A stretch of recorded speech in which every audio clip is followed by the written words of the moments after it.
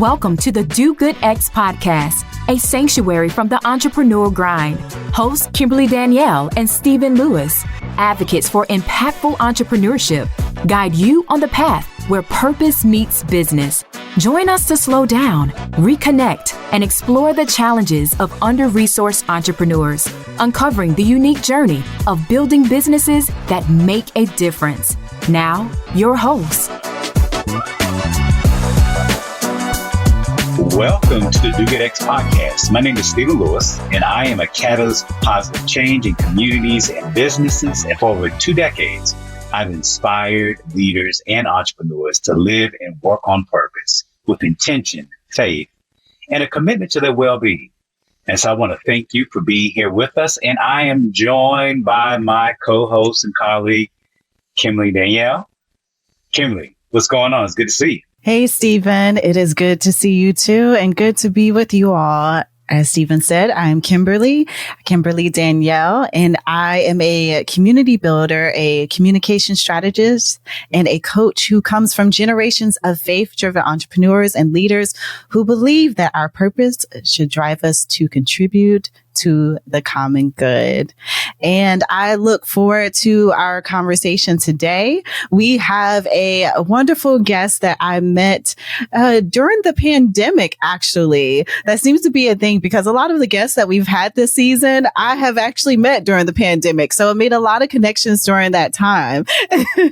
So today we have Kyra Barker, and she is a dedicated business strategist, a cancer survivor, and advocate for achieving success without sacrificing well-being. Exactly one of the things we strive for and push for in this podcast. And she comes with over 15 years of experience in marketing and business. She is a trusted advisor to corporate leaders and entrepreneurs seeking to build and grow flourishing companies. Her extensive experience spans both enterprise and startup environments, making her adept at driving growth across various sectors. And her battle with and triumph over stage 3 rectal cancer fuels her mission to promote a holistic approach to success. As she develops work-well-blend an approach to productivity that puts well-being at the forefront of professional life, she emphasizes the importance of incorporating pillars such as physical activity, nutrition, rest, and creativity. And I had the gift of meeting Kyra before and after her experience with cancer, and hearing her story is so inspiring and so powerful, and so grateful that she is such an advocate with who she is and how she shows up in the world with the work that she is doing. She educates, she inspires, and she advocates through thought-provoking sessions as a speaker, sharing candid insights about her life journey and the valuable lessons that she's learned in business and just through her journey in life. And so we are gifted and grateful to have her. She is a wonderful spirit, and her story is one of strength and resilience that has shaped and informed her journey today. So thank you so much for joining us, Kyra. Thank you for having me. It's a pleasure to be here with you and, of course, with your audience. So your professional journey has gone from strategy and marketing to being a venture partner, and now blending really all of your experiences with your personal journey to your consultancy practice that you have now. What inspired your transition from the world of marketing and strategy to venture capital? Yeah, well, I am a born and bred Trinidad and Tobago native. I've been here all my life, but being a part of this multicultural and multi-ethnic society, it really drove my, desire to learn more about other cultures around the globe, because I really have a true appreciation about different cultures or ethnicities or backgrounds or heritages and how it influences our life. And because of that desire, I would have traveled quite a bit and made connections with folks across the globe. And then I also do it virtually, because I never allow, our location to stop us, because we can be connected as we are today. And through that journey, I would have connected with startup founders along the way and really heard their plight. And it really accelerated during the pandemic when, there was a lot of vocal, discussions around the plight of the Black entrepreneur, the brown entrepreneurs who are not even US based, that are trying to build startups. And across the board, the universal plight was access to funding. So I became a scout for Ada Ventures in the UK and a couple of funds in the US, and also a venture partner with Republic, the equity crowdfunding platform. And what I realized through my scouting initiatives is that I didn't have a lot of say. I would bring these amazing startups to the table, but not all of them would, necessarily make it through. And another thing that I realized is there needs to be more folks of color on both sides of the table. We have a lot of founders and they're doing excellent work identifying the problems that exist within our communities.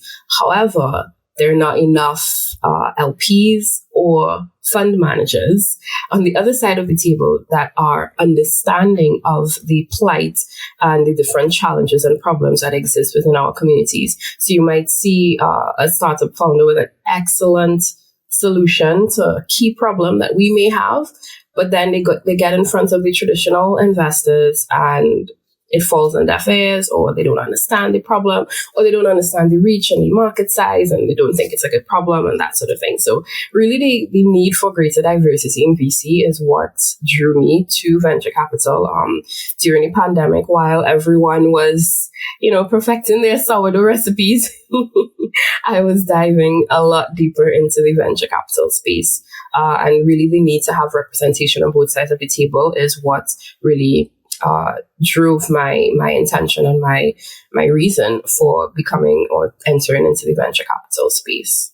But, entrepreneurs, they can develop viable products and services. And, but what's more important is that they get their products in front of the right ideal paying customers. And that then positions them to be in front of funders and venture capitalists. So, Kyra, I'm curious, what would you say are the key steps that businesses, at least in the early stages, should be developing for effective marketing strategies to connect their products and services with the right customers and communities that they want to serve? Yeah, I think in the beginning, what's really important, firstly, is an understanding of marketing in its full capacity. Marketing is not just promotions.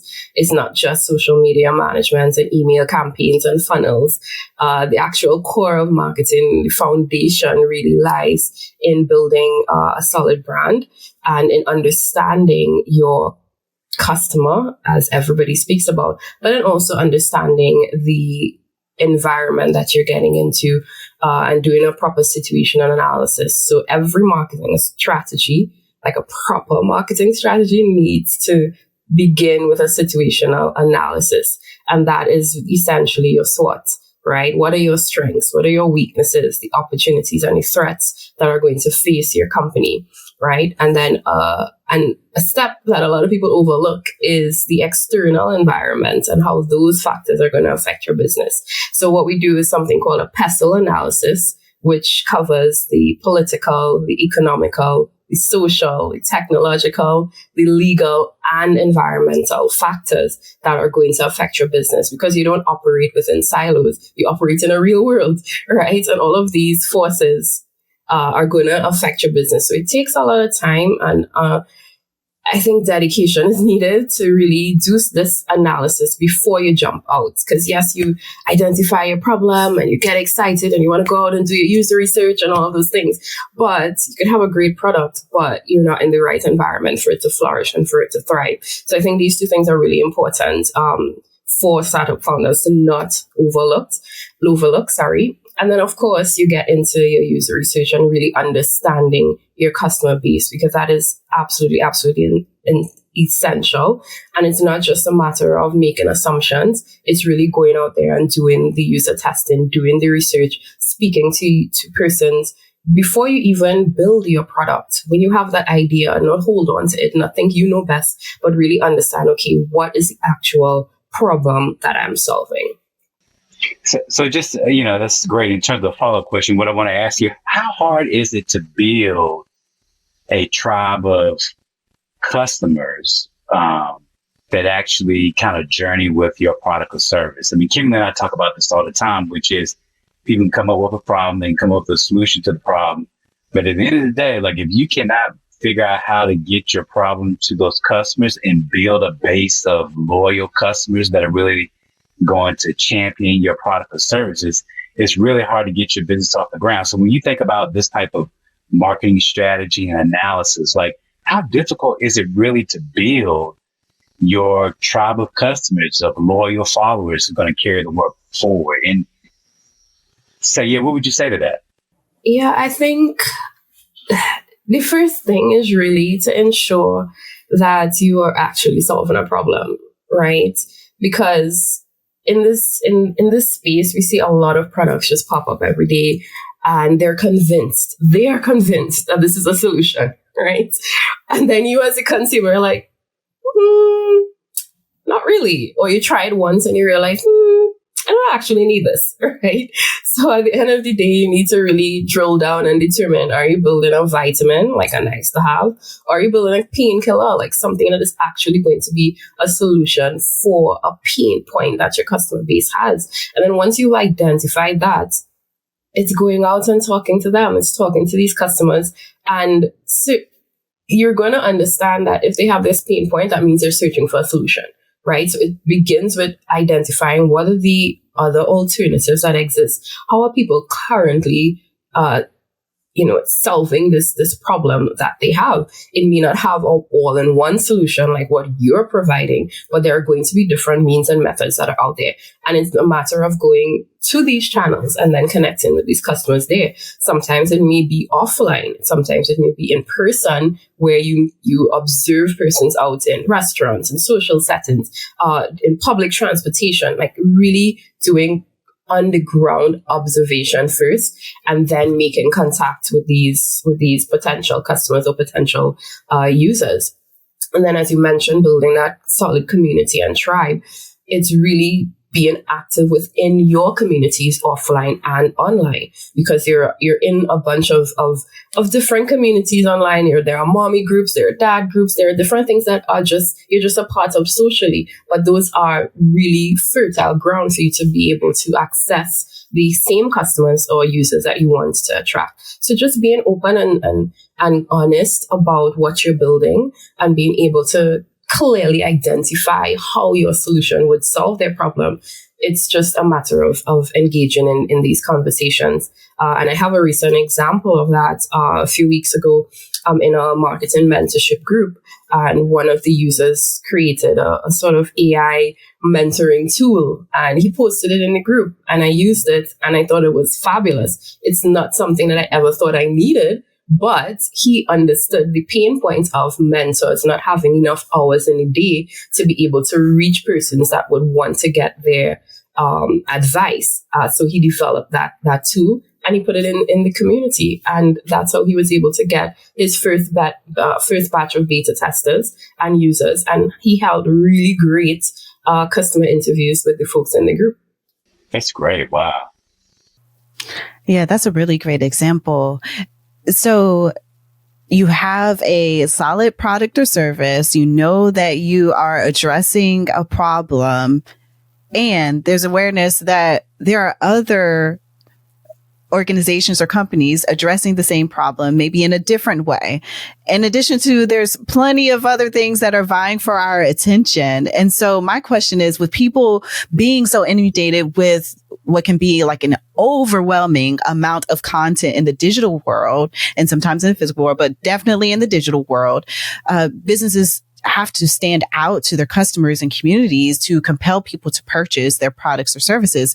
So how can businesses, entrepreneurs, and founders be conscious of how they can stand out in this overwhelming sea of content to be able to even reach their customers? I think something that is important to understand and differentiate is that marketing, true marketing, isn't necessarily about compelling somebody to buy, but it's about amplifying that you have a solution to an existing problem or a need. And when you're doing that, you kind of match that to the customer journey, right? So if you think of yourself as a customer, you go through different phases, right? So there's the information search phase where you know you have a problem, you're looking for solutions. You're searching on Google, you're searching in grocery stores, wherever, right? You're searching for a problem for that, a solution for that problem, right? So you're typing in different search words, different keywords, that sort of thing on Google, right? So first step, information search. Second step, then you find some solutions, right? You come across the brand, you're now aware. So you're in the awareness phase. You're aware that this company exists and it provides the solution to your problem, right? Next would be the consideration phase. So you have your multiple solutions, you're considering multiple brands, you're looking at different websites, you're understanding what these services offer and how they can improve, whatever problem you may have. And then you'd make a decision. You choose which one you're going to purchase, which one you're going to buy. You're in the decision phase. And then once you've made that purchase, you're now in the retention phase, because it's either you use it again and you become a loyal customer or you fall off, right? So that's the natural steps of the customer journey. Information search, awareness, consideration, decision, and then, retention. So now that you're on the other side as the founder, you have to now be able to match your communications to each step of that journey. So in terms of information search and awareness, you have to create content that attracts persons to your brand. In information search, you're putting out content and communications that mimics the type of questions that people are going to ask when they're searching for a solution to that service. When you're in the awareness phase, or you're trying to get people in the awareness phase, you're amplifying your brand. You're letting them know this is what your company does. This is how your product affects them and provides a solution to their pain point. In the consideration phase is when you start talking about pricing, talking about how you're going to use the product, informing them how to use it, showing testimonials and that sort of thing to get them to that point that they're willing to purchase, right? And then when they're in the purchase phase, you're able to put forward that content that closes the deal, right? And then in the final phase, where we talk about retention, at that stage, you're thinking about your customer loyalty programs. You're thinking about language that amplifies their purchase of the product and encourages them to become advocates for your brand. So it's really essential to be able to put forward communication that matches each step of the customer journey, because you're going to be able to immediately signal to the customer at the different stage that they're at in the journey. And that helps you to cut through the noise. So it's not just sell, promotion, discounts, that sort of thing. It's like really being targeted with your communication through the different channels based on the different journeys or different stages of the journey that the customer is going to be in. I think that's really great. I think a lot of entrepreneurs who are a bit removed from their skill set of marketing go straight to selling, and it requires a nurturing of potential customer relationships, or, generating these leads, and the marketing world language, these leads, and nurturing them to be customers through the series of phases that you talked about. So that's really good. And also remembering how many times we have to put things before people in order for people to even act, in order to even, for people to even, get their attention, and want to even click on it to explore what it actually is. So that was really helpful. Yeah. And I think the other thing too is just the whole idea that, you're not trying to compel people to buy or purchase, but you're really trying to amplify the solution to the problem that they have. I think that's really instructive as we think about marketing today and the ways in which it's leveraged. And remembering that is really important. Yeah. Well, let me say, we're going to move to our resource roundup. And here we typically explore various resources and practical tools and tips that will help equip and support underrepresented entrepreneurs as they build their businesses. So, Kyra, we have a couple of questions for you with regards to resources. And that is, many underrepresented entrepreneurs are just starting out, have limited time and resources to invest in developing a marketing strategy or an analysis like PESTLE in implementing. So what are some affordable, effective digital tools and platforms that might assist them with a strategy and its execution? Yeah, I think the one that's going to be on the top of everyone's list is generative AI. So ChatGPT, but I always say you have to take that with a pinch of salt, because you need to know what you're asking it, because it's very confident in giving you wrong answers sometimes.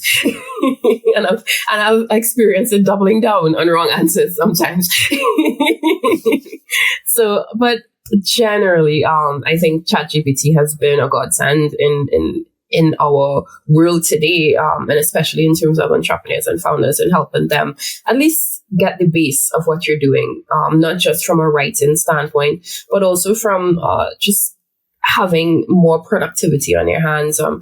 Sometimes it's a one-man show or one-woman show, so you need to be able to organize yourself and do things a little bit more quickly and automate a little bit better. And some people are not necessarily versed in doing that. So I think it provides a solid base in that point in helping you understand how to better automate your business and to be able to provide very quick and easy opportunities for advice, and then to shorten your work time in terms of starting off as a base, where if you're not somebody that's a strong writer, for example, you're going to be able to put things in and get your copy, and then be able to tweak it accordingly. Because I definitely don't think that you should just be copy and pasting from ChatGPT. we see you folks. We can tell with all the emojis. We can tell. Right. So ChatGPT is definitely one of my core tools to utilize. Definitely Notion. I am a huge fan of Notion because I see it as like the HQ for your business, because you can do everything in Notion, from your project management, Kanban boards, task list, etc., all the way to actually just whipping up a very smooth, simple web page if you need to. And then all of your communications across your team can happen in there and have everything in a centralized location. I typically pair Notion with Google Drive for storage. So that's something that's also helpful and cost effective. I would also say Canva is a very helpful tool, especially from a marketing perspective in terms of designing your content. And they've also expanded all the way to websites. So you're able to have everything in one tool. So it's really just a one-stop shop. And of course, with every year, they add even more AI capabilities within there in terms of actually designing your original imagery. So definitely take a look, and I think it's worth the price to be able to commit to a Canva subscription. It's really not that expensive, but you essentially get an entire design team on your laptop. So it's a great investment. And then of course tools like Zapier, because as I mentioned before, automation is essential. So tools like Zapier to be able to automate. And one final thing I would say is some sort of form. So whether it is Google Forms or Typeform, or I personally use Adaform, to be able to go out and do those research pieces effectively. So to be able to create those research instruments, those surveys, even contact forms, it's essential. So one of those, whether it's Typeform or Google Form or Adaforms, it's definitely essential. And one point on why I like Adaform is that they allow you to receive verbal feedback in terms of answering your questions. So that's something that's essential, because sometimes your customers aren't really great at expressing themselves in a text format. So sometimes they might just want to be able to send a quick message verbally. So it facilitates that. That's why I typically use Adaforms. No affiliation with them, by the way. That was really good. Such a great list of resources that you've provided so far. So we know that obviously in our conversation and what you've named, like technology is ever evolving, and marketing and communications, because of that, evolves as well. And, there are so many things going on out there about how to most effectively reach people. How might entrepreneurs keep up with and determine the most effective marketing outlets for their businesses as communications continues to evolve? Ask your customers. Ask your customers where they consume their media, where they spend most of their times, right? At the end of the day, it doesn't make sense trying to spread yourself thin, being on every single platform to capture every possible eyeball. Like that's not necessary. You need to go back to drilling down to who your customer is and understanding where they are, where are they consuming their media, where are they searching for solutions. Sometimes your customer base is very much into just Google, right? So you do Google ads and you forget Facebook, right? But because everybody's there, you need to be there. So again, the baseline is really just drilling down on your customer and understanding where they're spending their time and where they're looking at for their solutions, both online and offline. That's really important consideration. And so one of the things I'm thinking about is that when entrepreneurs do have a little bit more resources where they can bring a marketing expert on board and to hire them, where should they look and what should they keep in mind in terms of the best person or the agency to help them develop a marketing strategy and to develop and implement its plan? They can go to www.kyra-barker.com. I'm kidding. No, self-explanatory. That's good. No, but seriously, in terms of identifying someone, I would say the first thing to do is to really assess if they're giving you a cookie cutter strategy. If they're telling you the same thing that they would tell any other brand, then they're not an astute marketer at all. If you realize they're just coming to you and saying, okay, well, you need to build an email funnel, you need to do this, and you need to do that, and get on Instagram and get on TikTok, then they're not an astute marketer. You need to look for someone who has had a bit of success within the industry that you're looking to get into. And even if they haven't, they need to have a keen understanding of the fundamental principles of marketing. So even if you don't know what the fundamental principles of marketing are, Google that first and then assess what the potential marketing strategist on your team is coming to the table with, so that you're not going in blindly. Because a lot of folks out here, especially over the last few years with the rise of technology and digital advertising, they really hone in on just, the growth hacking and the social media management and that sort of thing. But marketing is a lot more than that. And if you're going to be spending money on a marketing strategist, it needs to be somebody who is traditionally trained in the fundamentals of marketing, that can understand that the core of marketing is product, place, price, promotion, right? 4 Ps, not just the promotional aspect, and that they can really help you with your product development. They can help you with your research. They can help you with your distribution strategies. They can help you with your pricing strategies and understand, okay, if you are creating a quote unquote luxury brand, what the pricing should be versus if you're creating a brand for the everyday consumer and what that pricing should be. And to be able to really develop a sound strategy around those fundamental pillars of marketing first before you get into the communication and the hype. This is so good. The foundational pieces that you've been naming, and it's simple. It's simple. It's so simple, but I think people get so hype and excited about what's happening in technology and think that they have to your point, they have to be on everything, or they have to be in these trendy spaces because they're trends. They're trends for the moment, but they're not necessarily thinking about where is the best place or the best places for my customer, which may not be on any social media network. It may be, to your point, in another place, like, they're Googling and leveraging Google ads, or maybe it's something else. So I think what you have offered is really instructive and valuable. And not in resisting to dumb down marketing simply to promotion in digital marketing. Yeah, I think it's really essential. More robust kind of thing. Yeah. It's really essential to get someone who is really adept in the full breadth of marketing, if you're going to be spending on a marketing strategist. I think that is key.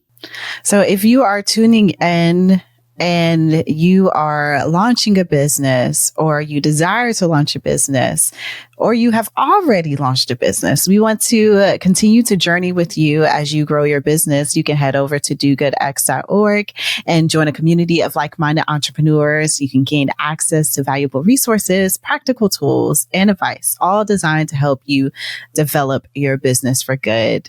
And you can join our LinkedIn community, where we'll also list what is the resources that are shared on our episodes. And so many of the resources that Kyra shares during this episode will be there as well. So we hope to see you there. And now we're going to shift to our next segment, which is off the cuff. And we have a series of questions that we haven't provided you, Kyra, that we will just ask you just to name the first thing that comes to mind. So I'll just go ahead and dive in. So knowing your journey, I want to hear, what is the biggest lesson or insight you gained from your journey and becoming now a survivor, a cancer survivor? Yeah, I would say for sure, don't sacrifice your health and well-being in pursuit of success. I do think that as professionals, as entrepreneurs, we go after the big wins, and sometimes we don't even realize how much we're sacrificing our health and our well-being. I think having gone through this journey, I am more acutely aware of what my body needs at any given time. And I am very much adamant on being able to create a world where professionally I can thrive, but I could also do so in a way that I can take care of my well-being. Nutrition, for me specifically, nutrition is key. It is key. Gut health, understanding your gut health and nutrition is essential. If you're not well, you're not going to be able to achieve anything in your business, right? So nutrition and gut health is essential. Another thing I would say is the importance of succession planning specifically, or being able to understand if, how, and when your business can run without you, right? Because sometimes we have a one-man show, one-woman show, but we need to be able to build really strong teams around us. It may not be in-house teams or salaried teams, but it's professional, colleagues who can step in and help out in your times of need. I know specifically for me, again, as a consultant, I am I'm my brain, right? My brain is my business. So during the time when I was going through my journey, I had to rely on and lean on some really great colleagues of mine who have businesses of their own, who are consultants in their own regard as well, to be able to come in and contribute to some of the work that I had to do with my clients while I was going through my journey. So as a founder, you really need to be able to build a solid team around you to be able to go through or continue your business while you may need to step away, whether it is for a health reason or for some other personal reason. What is one go-to practice or ritual to slow down, to center yourself, and to connect with yourself? Prayer and meditation, 100%. Especially going through what I went through, I realized how important having that relationship. Well, I'm a Christian, so I have a relationship with God. You may not be a Christian, but whatever you identify as your supreme being, really just tapping into that place and really understanding what core surrender is like, and being able to get to a place of peace, knowing that you have a relationship with your spiritual being and God, and that they are going to get you through whatever it is that you're going through. You may be having a good day, and in great days, you praise and give thanks and have gratitude. In hard days, you pray and you ask for help and guidance. We've talked about different types of technology, but I want to hear, what is one piece of technology that has been a game changer for you and your business? I would say historically the smartphone, because I can tell you, like, I have been able to fully run my business on my phone. Like, I've been on trains in the middle of Europe having Zoom calls with clients. Like, literally, the smartphone has been that one major game changer for me.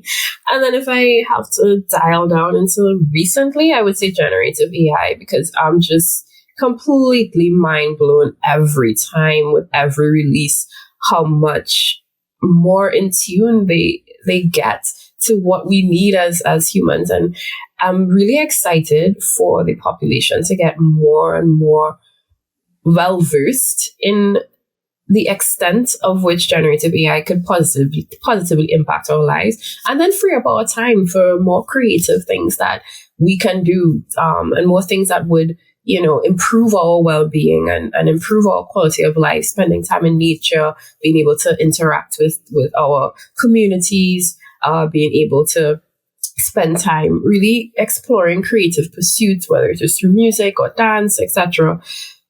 Because we've gotten back hours that would have been spent doing a task that generative AI can now assist us in doing a little bit more efficiently.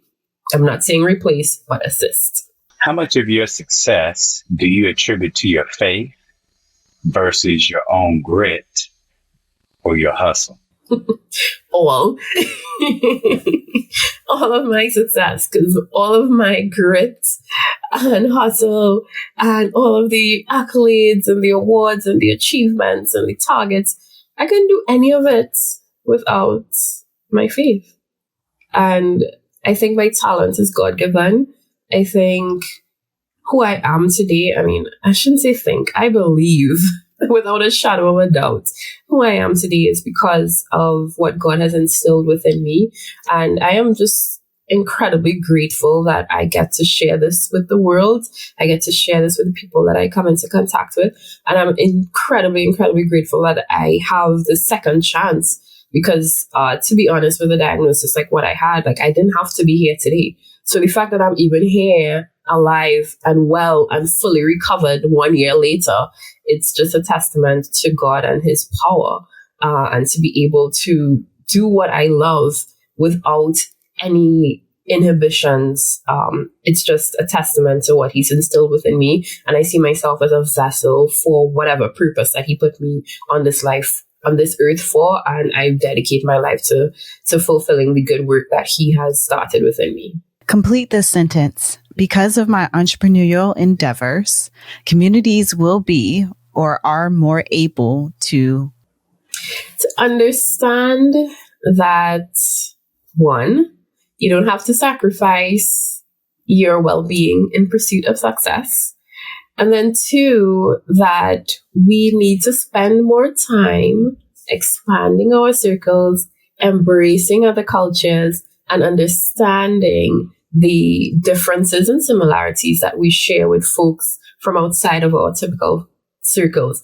Because not only does it make you a better human being and more empathetic, it makes you a much better entrepreneur and founder, because you're going to be able to better understand your customer base. Thank you again, Kyra, for joining us on this episode today. We appreciate the testament that you are in walking, living, breathing, your inspirational story, and the gifts that you bring around strategy and your experience in venture capital and just so much more. So we appreciate you joining us. Yeah, you are a gift, and we appreciate who you are and what you do in the world.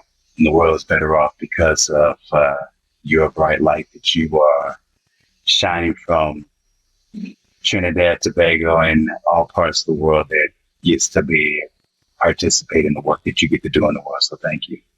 Thank you so much for having me. I really appreciate the opportunity to be here. And for you folks tuning in, we hope that you join us next time. And until then, take care of yourself. Listen to what Kyra shared on this episode today. Take care of yourself. Take care of your bodies. Listen to your bodies.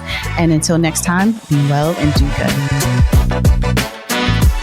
Thank you for listening to the Do Good X podcast.